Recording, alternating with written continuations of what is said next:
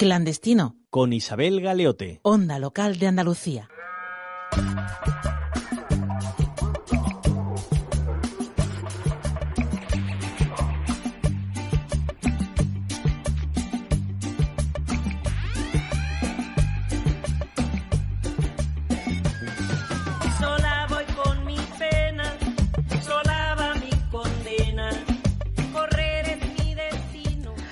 Bienvenidas y bienvenidos sean a Clandestino, su espacio radiofónico totalmente lícito.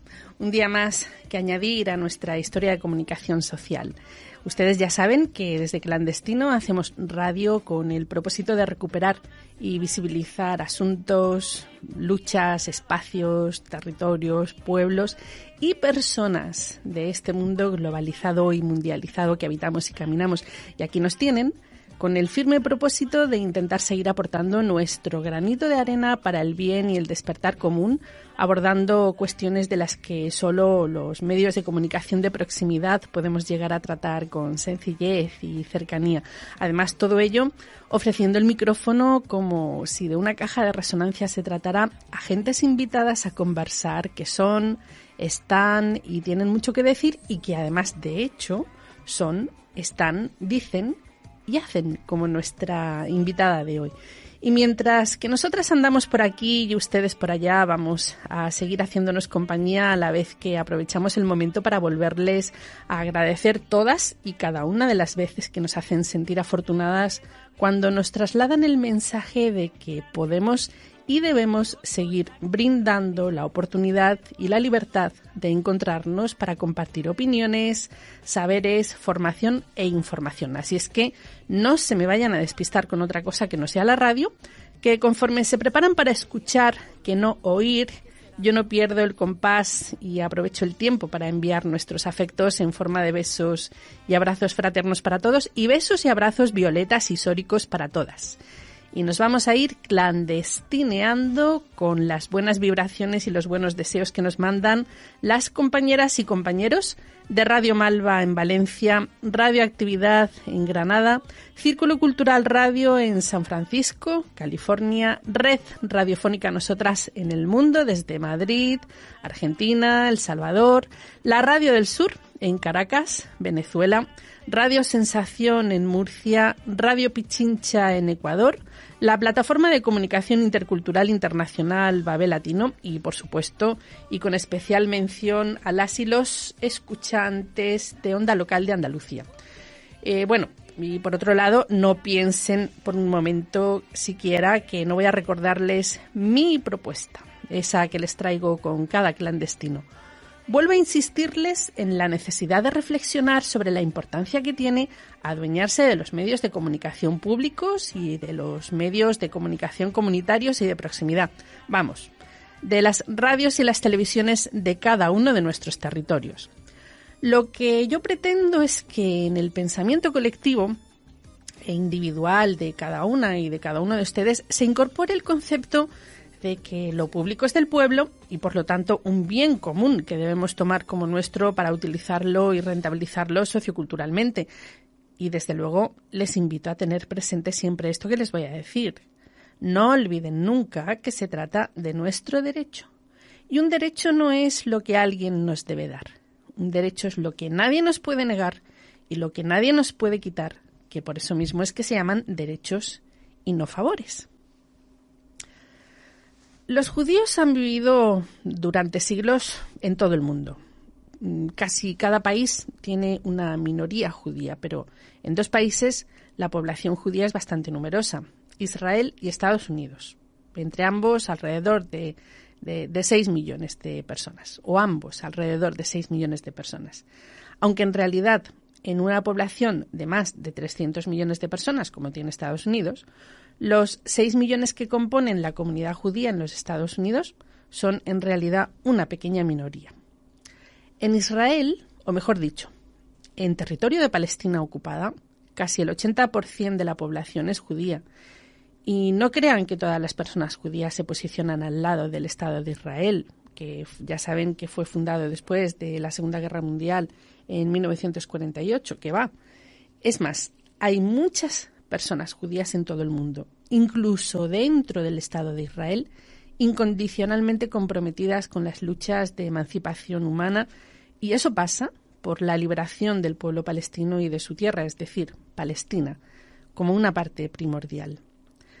No les adelanto más nada por el momento, solo les sigo invitando a quedarse y escuchar, y mientras tanto, desde nuestro programa seguiremos intentando ejercer eso que algunas y algunos llamamos pedagogía de los hechos, haciendo un poquito de pedagogía social, pero sobre todo seguiremos deseando que la felicidad, el conocimiento, la solidaridad, la libertad, la igualdad y la fraternidad inunden el verbo y el hacer de las gentes, y más aún de quienes nos gobiernan en el mundo y en nuestros respectivos pueblos. Mientras tanto, y de manera completamente lúcida, vamos a continuar removiendo cimientos y conciencias, por supuesto, cada una y cada uno desde el lugar donde nos encontremos en ese momento, pero también en los lugares comunes que compartimos. E iremos construyendo conciencia para creernos que somos el quinto poder, el del pueblo, porque otro mundo es posible, urgente y necesario. Pero si no somos nosotras y nosotros, díganme quién, y si no es ahora, entonces, ¿cuándo?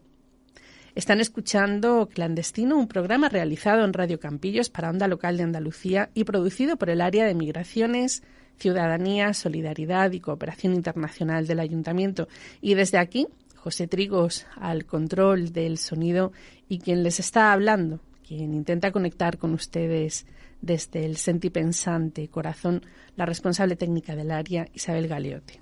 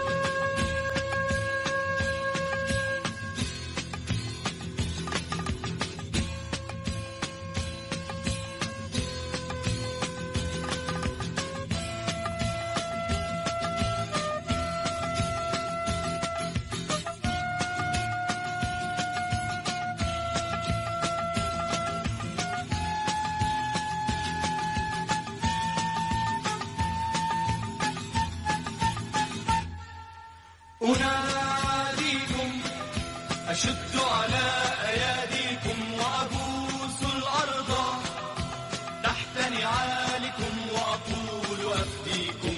أناديكم أشد على أياديكم وأبوس الأرض تحت نعالكم وأقول أفديكم. وأهديكم ضياع عيني ودفء القلب أعطيكم. وأهديكم ضياع عيني ودفء القلب أعطيكم. فمأساتي التي Hoy nos acompaña en Clandestino una mujer ex activista del Matzpen, yo no sé si se pronuncia así, luego ella ya me lo dirá. Una organización anticapitalista y antisionista fundada en Israel en el año 1962 y que estuvo activa hasta la década de 1980. Ella nació en París, aunque se crió en Argentina. Vivió en Israel, bueno, ya saben, Palestina ocupada, durante 14 años, desde el año 1969. En la actualidad reside en Madrid, pero casi por casualidad. Su padre fue un judío partisano resistente contra el nazismo. Utilizando sus propias palabras, dice, hablando de sus orígenes: mi padre se llamaba Shmerke Kakzerhinsky, que también me dirá cómo se pronuncia su apellido. Fue un intelectual, poeta y partisano judío nacido en Vilna, en Lituania. En el gueto escribió poemas que compositores transformaron en canciones en lengua yiddish, su lengua materna. Liliana Córdoba es una de las fundadoras de la Red Internacional Judía Antisionista y desde el año 2005 hace parte del BDS, un movimiento global pacífico que defiende el cumplimiento de los derechos humanos y el derecho internacional en Palestina a través de campañas de boicot, desinversiones y sanciones. Pero más allá de todo esto, su querida amiga Jaldi Abubakra, a quien también tuvimos el gusto de tener por aquí por Clandestino, dice de ella lo siguiente.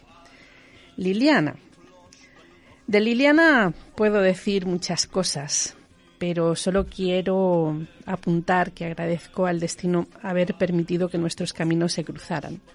Desde que la conozco, la admiro cada día más.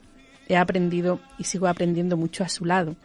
Que una persona sea capaz de renunciar a todos los privilegios que le ofrecía el sionismo, que después de que le hubieran llenado de la cabeza con su propaganda, al conocer la realidad sobre el terreno en Palestina, ser consciente de la falsedad y las mentiras y decidir posicionarse de forma clara al lado del pueblo palestino y luchar por la causa justa de Palestina, declarándose en contra del sionismo, trabajando por la justicia y los derechos humanos, es realmente digna de admiración y el respeto de todo el mundo. Su padre estaría muy orgulloso de ella. Bienvenida seas a Clandestino, Liliana. Gracias. Aquí estamos. Gracias por invitarme. Las gracias a ti por responder tan pronto, porque la verdad es que tengo mucha suerte con las personas que voy invitando a Clandestino, que todo el mundo os ofrecéis directamente a decir, pues venga, cuando tú me digas. La verdad es que me alegra muchísimo tenerte por aquí y hablar contigo, porque desde que estuviste por aquí por casa apenas hemos tenido ocasión de conversar. Creo que este Clandestino habida cuenta de la situación que existe ahora mismo en Palestina y de la confusión que se está generando y transmitiendo desde los mal llamados medios de comunicación de masas, se tenía que dar. Cuando te he presentado ahora, un momentito, he dicho que eres judía y que viviste en Israel, es decir, en Palestina ocupada durante 14 años. O sea, que tenías pasaporte israelí. A mí me gustaría que nos explicaras cómo fue que tomaste la decisión de irte allá y cómo fue el proceso de integración. ¿Tú tuviste que hacer el servicio militar obligatorio o ya no? No, yo no. Para la gente que, digamos, viene del exterior, siempre es mucho más fácil si uno quiere, digamos, escaparse de esa obligación. Así, sobre todo siendo mujer, siendo hombre es un poquito más difícil. Pero, o sea que varios compañeros que vinieron de Argentina o de otros lugares, por ejemplo, hicieron solo 3 meses, porque, bueno, en fin, por una serie de requisitos. Claro, la gente que nace ahí ya es mucho más difícil de tener ese tipo de, digamos, de privilegios, si se puede llamar así. ¿Y cómo fue que decidiste irte para Israel? Bueno, yo me crié en un hogar donde no era especialmente sionista. Mi padre incluso gran parte de su vida fue comunista, solamente los últimos años de su vida que se acercó al sionismo, mi madre nunca. Pero perdón,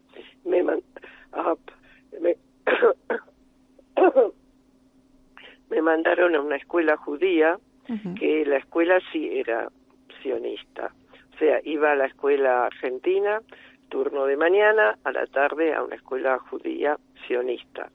Y ahí nos adoctrinaban de una manera muy potente.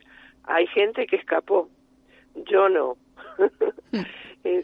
Yo no escapé, y entonces cuando llegué a la mayoría de edad, que en ese entonces era 21 años, en Argentina, decidí hacer para lo que me formataron, ¿no? Para lo que me adoctrinaron. Y bueno, pero yo ya llegué con algunas preguntas, porque era después del 67, de la guerra del 67. Hasta la guerra del 67 ni siquiera no tenía ninguna duda. Todo lo que el relato así que me servían lo compré completamente.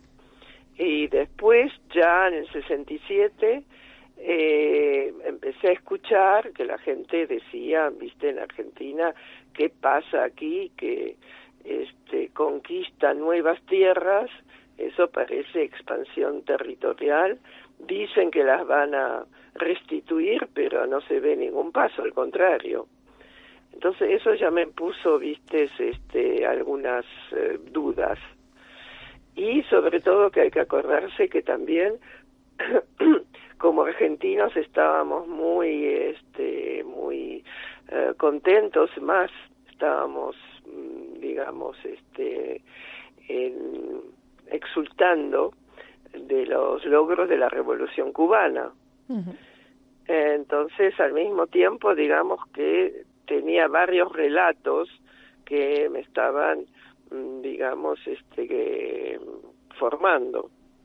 Entonces estaba el relato de la escuela, estaba el relato también del hogar, que no era igual que el de la escuela, estaba el relato de la calle, estaba el relato de la escuela me refiero a Argentina secundaria, en los años 60, los fines del año 60 ya había una ebullición muy pronunciada en Argentina, social me refiero. Uh-huh. Ya estaba el Cordobazo, fue en el 69, y bueno, todo eso empieza uno a hacerse algunas preguntas. Lo que me ayudó, o sea que cuando llegué en el 69 justamente al puerto de Haifa, ya tenía preguntas, pero eran dentro, dentro del marco sionista, no fuera.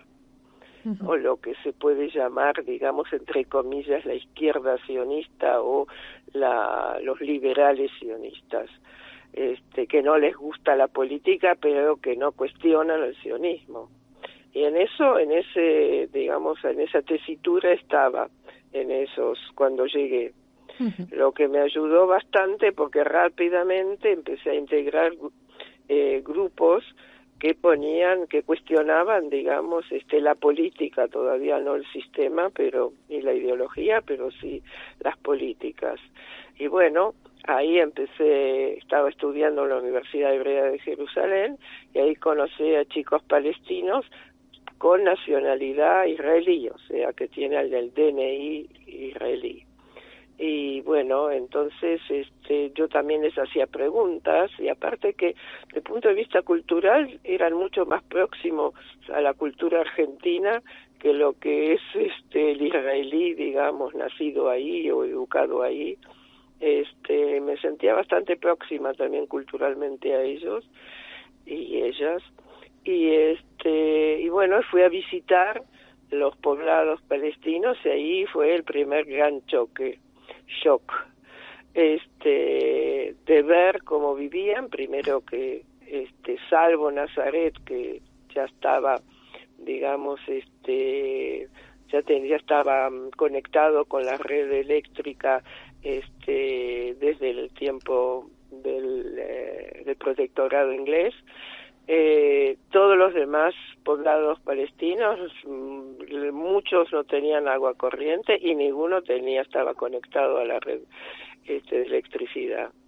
Y bueno, y era como pasar, viste, de un mundo un mundo iluminado a un mundo en la oscuridad, que todo digamos que se, ¿cómo puedo decir?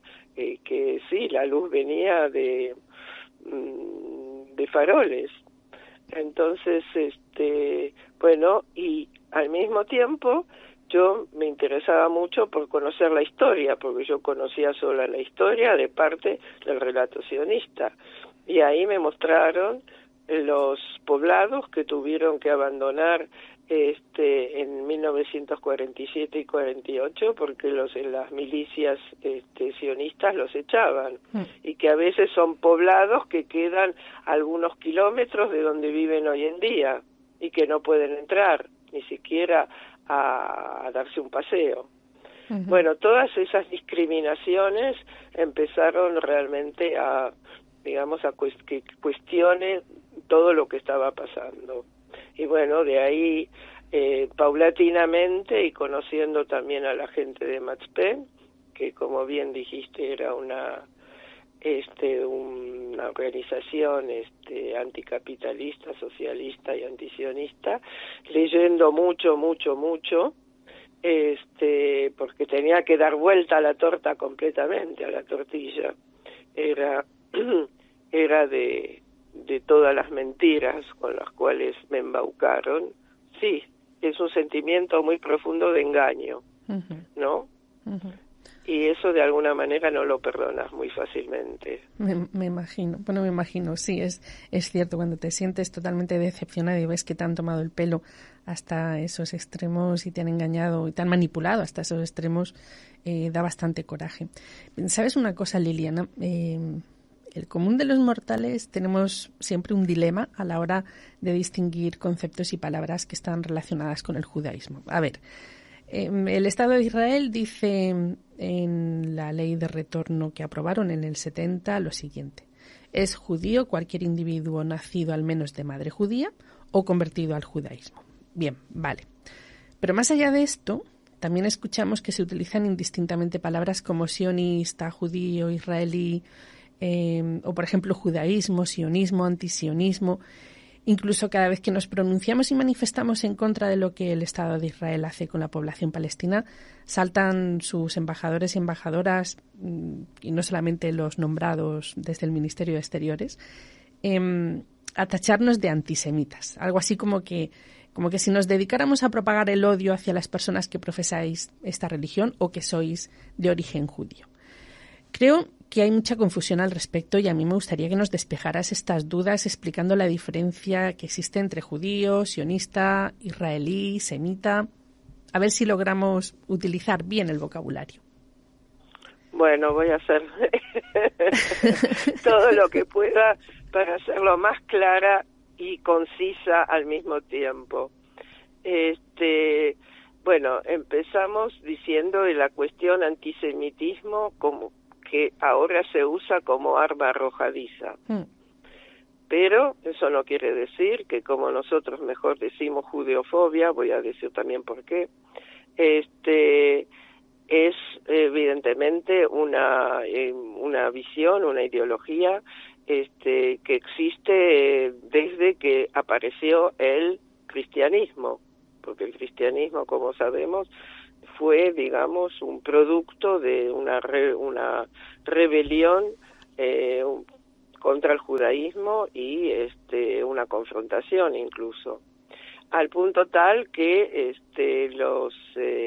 digamos, en la tradición cristiana está lo del pueblo deicida para respecto a los judíos, y eso evidentemente es lo que trajo mucha enemistad entre los dos grupos, los cristianos y los judíos, durante muchos siglos, y que eso fue también un disparador para ya también no solo digamos teorías, sino también actuaciones, como sabemos que por ejemplo en España fue la más flagrante con la instauración de la Inquisición, que no fue solo contra los judíos, pero donde los judíos se puede decir que puede ser que fueron las víctimas más importantes o no, eso ya no, pero fueron víctimas muy importantes del proceso de cristianización y del poder católico dentro de España. Bueno, volviendo, entonces, en el momento que hubo, digamos, después también, a partir de 1880, empieza a haber una política de Estado del Imperio zarista judeofoba. O sea, como en 1880 hubo un asesinato del zar Alejandro II o III, y que había judíos dentro de los revolucionarios contra el zarismo. Era una manera, digamos, de decir a las multitudes que, ojo, que ustedes están manipulados por esta gente que no son rusos auténticos, si queremos. Y eso es lo que impulsó las migraciones de judíos hacia Estados Unidos, y fue también, digamos, el zoclo, la base para construir el sionismo. Vuelvo entonces ahora a las definiciones. ¿Qué es ser judío?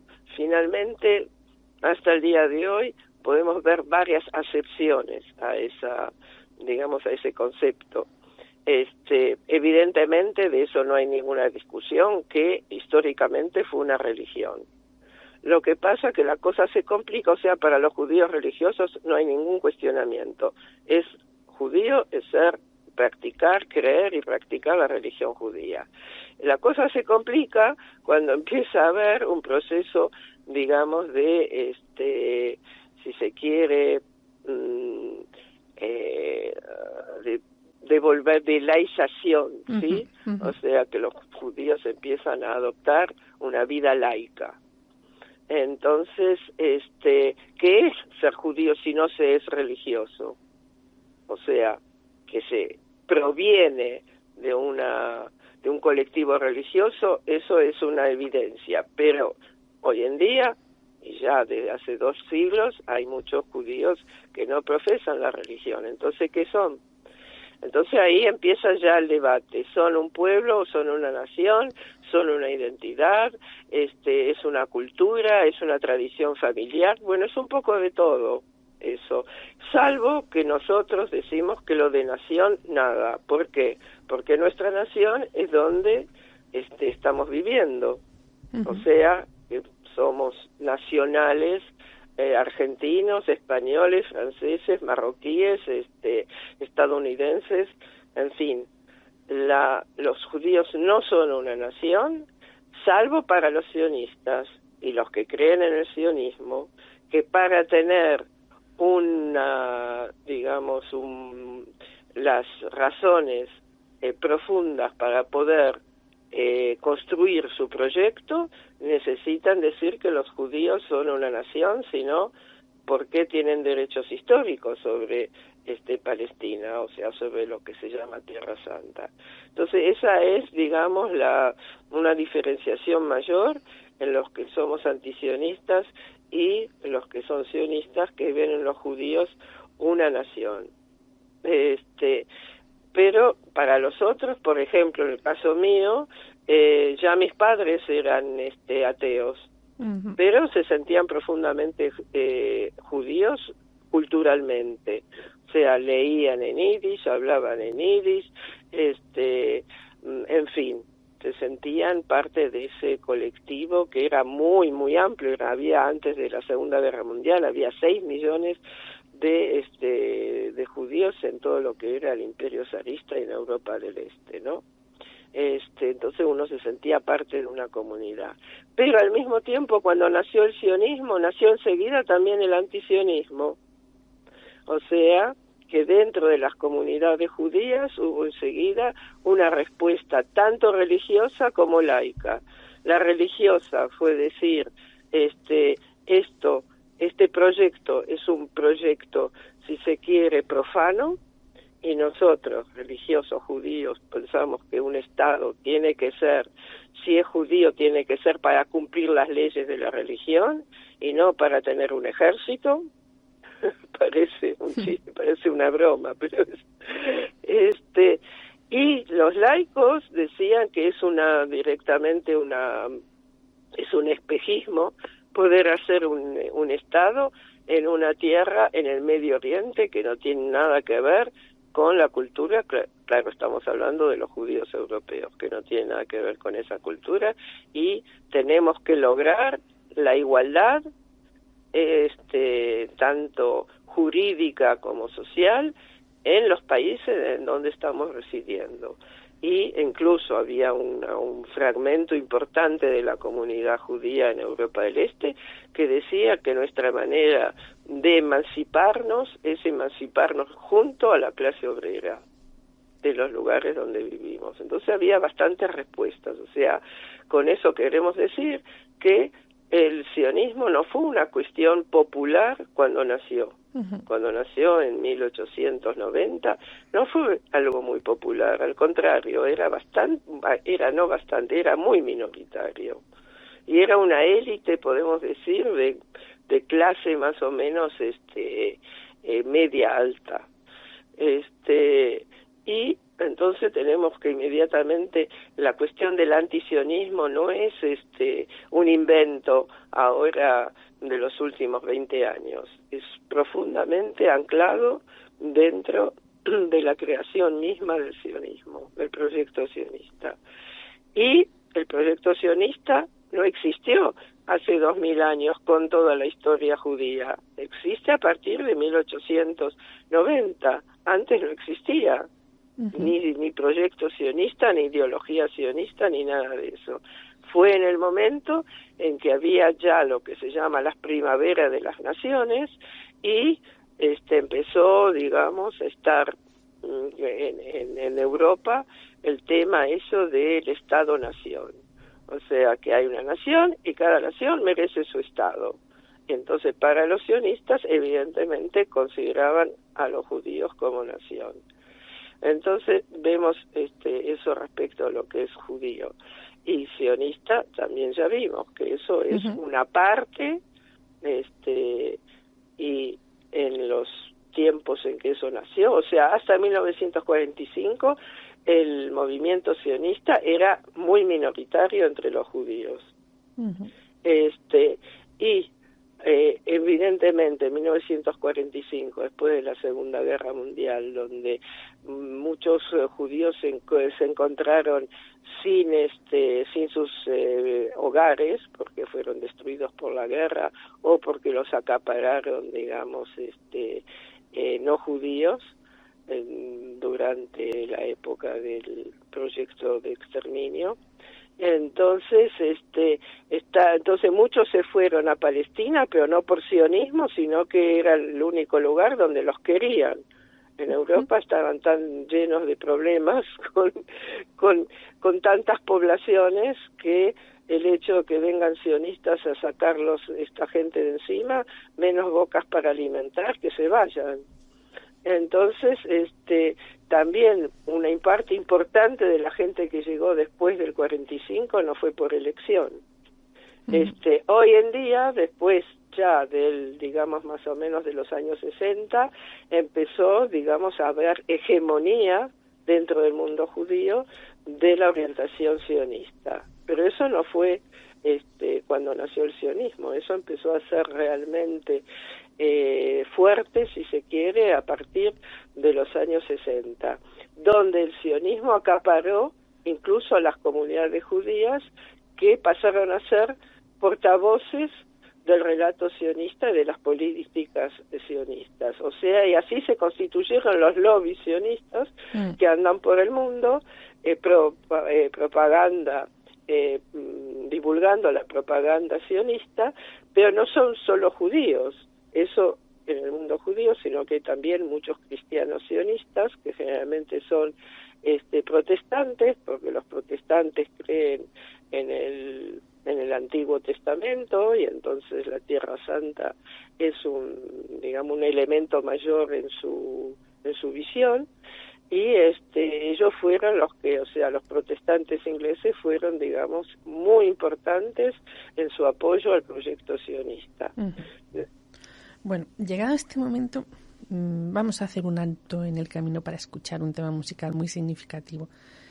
Sonará una canción cantada desde el más profundo sentimiento. Se trata de un himno popular en el mundo árabe cuyo autor de la letra fue el poeta palestino Ibrahim Toukan. Esta canción fue cantada por las palestinas y los palestinos en sus levantamientos contra el mandato británico y la inmigración judía a la Palestina británica. Entre el 36 y 39 siendo por ese motivo un himno no oficial de Palestina y que sigue siendo popular entre los pueblos árabes hoy en día. La letra dice: mi país es mi país, la juventud no se cansará hasta tu independencia o morirá. Beberemos de la muerte, pero no seremos esclavos de los enemigos. No queremos una humillación eterna ni una vida miserable. Mautini, vamos a escucharla.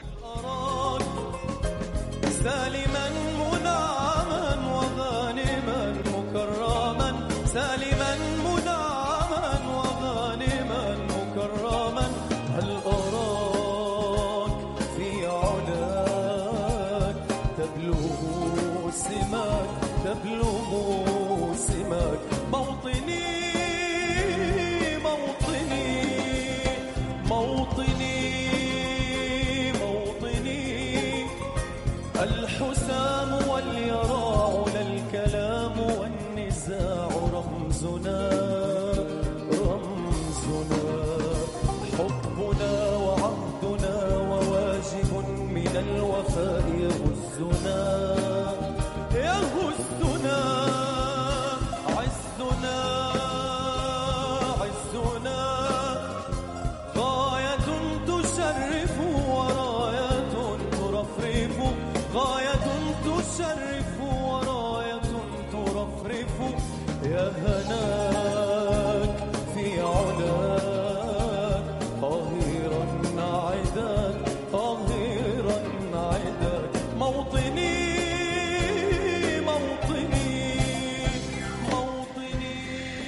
Pues después de escuchar un trocito de esta preciosidad de canción o poema musicado, no tengo más remedio que preguntarte por cómo ves ahora mismo al pueblo palestino y sobre todo a las y los jóvenes. Después de tantos años de ocupación y de barbarie, ¿siguen teniendo la misma fuerza? Recordemos que las intifadas siempre han comenzado lideradas por la población juvenil palestina. Primero quería señalar que hiciste muy bien los deberes con respecto a Mautini. ¿Verdad? Sí, muy bien, todo muy acertado. Y sí, los jóvenes están, claro, hartos completamente, porque nada atacan, o sea, no hablo de las últimas semanas, pero que en la ecuación geopolítica y entre Israel, digamos, y la causa palestina, las cosas están completamente estancadas, o sea, salvo que la represión es cada vez más pronunciada y eso se nota, o sea, no hablo solo de lo que pasó ahora, de las 2 últimas semanas, pero hay una represión constante, hay una política de limpieza étnica cada vez más sostenida. O sea, había momentos en que eso se calmó de alguna manera, o sea que había un status quo, pero bueno, desde hace ya como 2 o 3 años que la limpieza étnica se acelera profundamente, o sea que hay desahucios, o sea, para nosotros el lenguaje, digamos, de aquí sería directamente eso. Y esos son desahucios de la gente que está en su tierra. O sea que el poder político hegemónico que lo ejercen los judíos es el que decide si tenés derecho a vivir, dónde tenés derecho a vivir, cuándo, cuánto, cómo y dónde. Entonces, acelerando todo esto, perdón que tengo una ronquera, a ver, voy a toser. Bebe un otra poquito vez. de agua, tose un poquito. Tengo agua aquí al lado. Bueno, como estábamos diciendo, que el proceso de limpieza étnica y de desahucios está creciendo enormemente, lo que lleva a que la gente, o sea, si queremos, hay un movimiento de represión de parte del gobierno israelí y de intensificación de todos sus crímenes, tanto a nivel, por ejemplo, en Gaza, que durante casi 2 años estuvieron haciendo manifestaciones completamente pacíficas para exigir el derecho al retorno, y lo único que recibían como respuesta de las autoridades israelíes eran disparos, y matando a gente y sobre todo hiriendo a miles. O sea, ningún método había llegado a tener alguna incidencia en esta ecuación nefasta que existe entre el ocupante y los ocupados. Entonces, creo que llegó un momento en que las milicias que están organizadas en Gaza decidieron que llegó el momento de realmente dar una respuesta un poco contundente, y que se estaban preparando para eso, porque claro, en Cisjordania es muy difícil organizarse clandestinamente, como se llama tu emisión. Sí. Porque bueno, para todos los lados hay las autoridades israelíes están en todo lado. Es muy difícil, a pesar que con todo se organizan, pero en Gaza en ese sentido es mucho más fácil. Entonces, esta vez es Gaza que responde por lo que pasó, lo que está pasando en Jerusalén.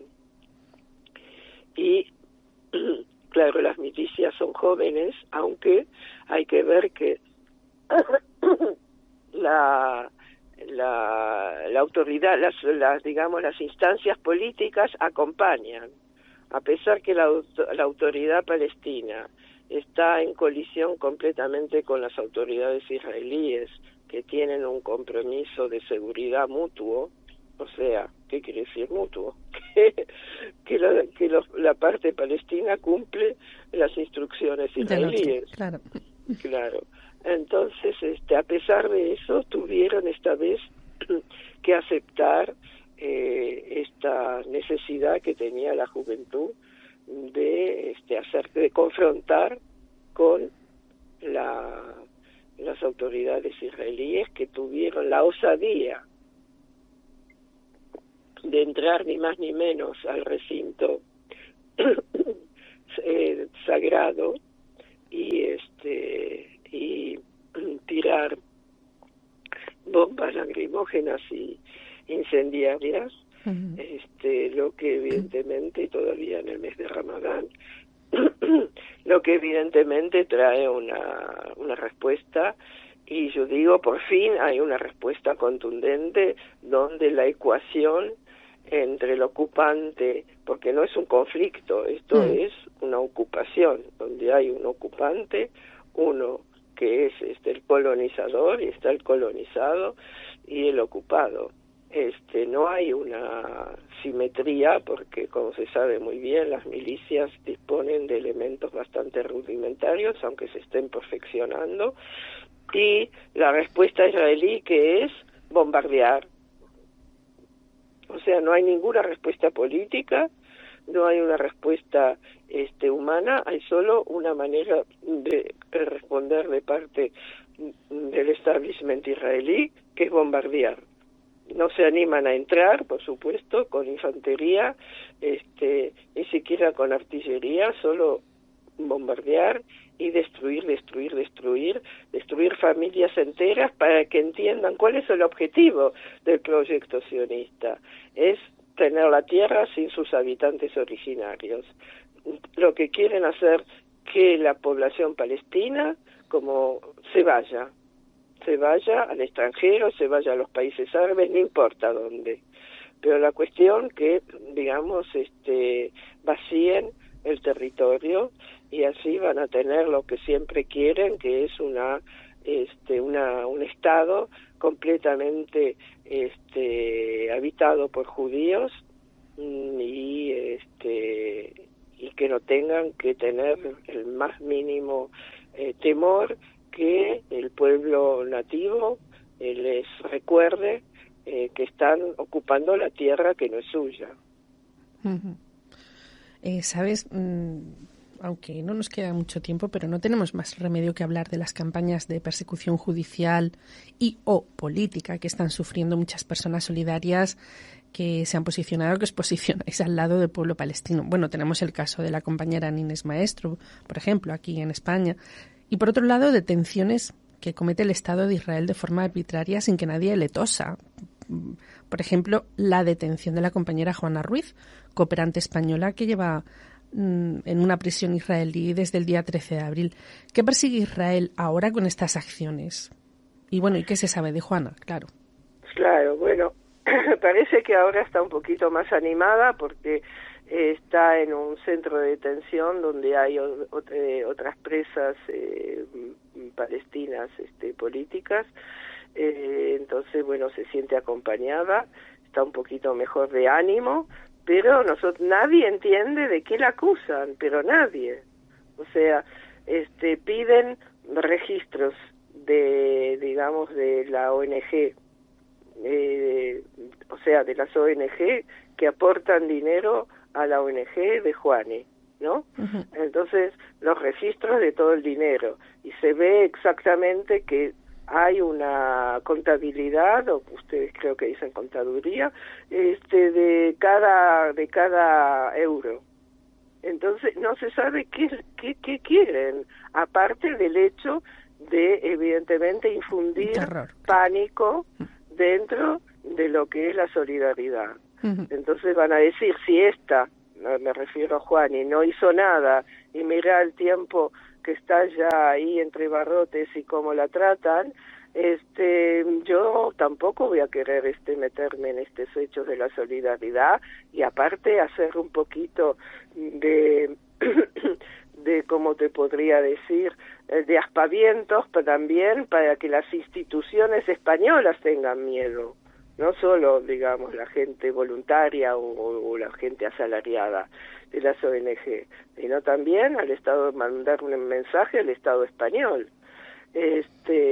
Bueno, todo eso porque en este momento Israel siente que el viento está de alguna manera girando, que hay incluso en Estados Unidos, imagínate, que dentro incluso del partido demócrata hay gente, poquitos, pero hay gente que está muy, muy, muy descontenta con la política de Biden. O sea que el relato, si se quiere, sionista, está empezando yo diría, a deteriorarse, ¿no? Sí. O sea, en los ojos de mucha gente. Y eso ellos lo saben. Y por eso todas estas estrategias, ¿no? Todas estas estrategias, y sobre todo, como habíamos empezado a hablar, usar como arma arrojadiza el hecho de la judeofobia. Y bueno, justamente quería decir por qué no usamos antisemitismo tanto, porque justamente semitas, no sabemos si los judíos son semitas. Había una época en que se consideraba a los judíos una raza. Uh-huh. Bueno, hoy en día cuando uno va a Tel Aviv se ve fehacientemente que la gente tiene caras distintas, tiene fenotipos distintos. O sea, eso no es una raza, y puede ser que haya una parte de los judíos de hoy en día que vienen del Medio Oriente, pero la gran mayoría es gente que que se convirtió al judaísmo en un momento determinado. Entonces, por eso el judío iraquí tiene la cara del iraquí musulmán, etcétera. Entonces, por eso decimos, para no confundir, y también porque los árabes también son semitas, entonces es la judeofobia. Entonces se usa la judeofobia como arma arrojadiza para pararnos, para parar y andar a demostrar que no lo sos. Claro. O sea, lo único que podés hacer es decir, muéstreme una declaración. Bueno, pero no podés hacerte una radiografía de tus sentimientos. Claro. Entonces es muy fácil, acosar con, digamos, con nombres falsos. Claro, que además pesan mucho por la historia que de la humanidad misma, ¿no? Y por la historia reciente. Pues Liliana, tengo que decirte que ya hemos llegado al final de esta conversación. Vamos, que Clandestino de hoy ha terminado, aunque José dice que te podríamos dar una sección semanal aquí en Radio Campillos. La verdad es que ha sido muy clarificador haber contado contigo para que nos expliques todas estas cuestiones. Al final siempre se quedan un montón de cosas en el tintero, pero bueno, espero que hoy hayamos empezado a contribuir a hacer una llamada de atención y que no sea la última vez. Un abrazo Bueno, y muchísimas encantada, gracias. a ustedes. Que tengan buen día. Chao, chao. Y hasta aquí nuestro clandestino de hoy. Como siempre les digo, espero y deseo que les hayan cubierto con un poquito más de luz que antes de escucharlo. Nunca dejamos de aprender, la verdad. Y precisamente ese conocimiento es el que nos hace conscientes y nos mueve por dentro para movernos por fuera. Solo me queda volverles a citar en nuestro próximo clandestino. Pórtense mal. انت ارهابي مين ارهابي مين ارهابي مين ارهابي مين ارهابي مين ارهابي مين ارهابي مين ارهابي انت ارهابي مين ارهابي انا ارهابي كيف ارهابي وانا عايش ببلادي مين ارهابي انت ارهابي ماكلني وانا عايش ببلادي قتلني زي ما تلت اجدادي اجل القانون على الفاضي ما انت يا عدو بتلعب دور الشاهد المحامي والقاضي علي قاضي نهايتي بادي حلمك انقل فوق معنى آلية حلمك لآلية تصير بالمقابر اختارية ديمقراطية والله انكم ناسية من كثر ما اغتصبتوا النفس العربية قبلت ولدت ولد اسمه عملية انفجارية وهنا ديتنا ارهابية يعني ضربتني وبكيت سبقتني واشتكيت لما ذكرتك انك بديت نطيت وحكيت ما انتوا بتخلوا ولاد صغير محجار ما لهمش اهل يدبوهم بالدار ايش كنو نسيت انه سلاحك ضب الاهل تحت الحجار وهلا لما وجع الفار بتناديني ارهابي مين ارهابي انا ارهابي كيف ارهابي وانا عايش في بلادي مين ارهابي انت ارهابي ماكلني وانا عايش في بلادي ليش ارهابي عشان دمي مش هادي حامي عشان رافع راسي وارض بلادي قتلوا حبايبي انا لحالي اهلي تشردوا راح اضل انادي انا مش ضد السلام السلام ضدي علي بده يقضي تراثي بده يمحي واللي بيحكي كلمه بشد وراه همه بيكون زلمه تعملوا منه رمه ومين انتوا لسه امتى خبرتوا اطلعوا قديش قتلتوا قديش شتمتوا امياتنا بيبكوا ابياتنا بيشكوا اراضينا بيخطفوا انا بقولكم مين انتوا خبرتوا بدلع احنا كبرنا فقر مين كبر في وسع ومين كبر في جحر صار فدائي عملتوا منه اجرامي وانت يا ارهابي بتناديني ارهابي مين ارهابي انا ارهابي كيف ارهابي وانا عايش ببلادي مين ارهابي انت ارهابي ماكلني وانا عايش ببلادي امتى ببطل ارهابي لما تضربني كف واعطيك خد تاني كيف تتوقع مني اشكر اللي اتاني تعرف ايش انت ولي كيف دكياني راكع على ركبي وايدي مربطات عيون بالارض وجثث مزتتات بيوت مهدومه عائلات مشردات اطفال يتيمه حريه بكلبشات انت امر انت قتل احنا بنقبر ما علينا بنصبر وجعنا بنستر اهم شيء انك تحس بامان تريح وسيب لنا الالام ما هو دمنا دم كلاب حتى لا لما الكلب يموت في الرفق بالحيوان يعني دمنا ارخص من دم الكلاب لا دمي غالي راح ادافع عن حالي لو تناديني ارهابي مين ارهابي مين ارهابي مين ارهابي مين ارهابي مين ارهابي مين ارهابي مين ارهابي انت ارهابي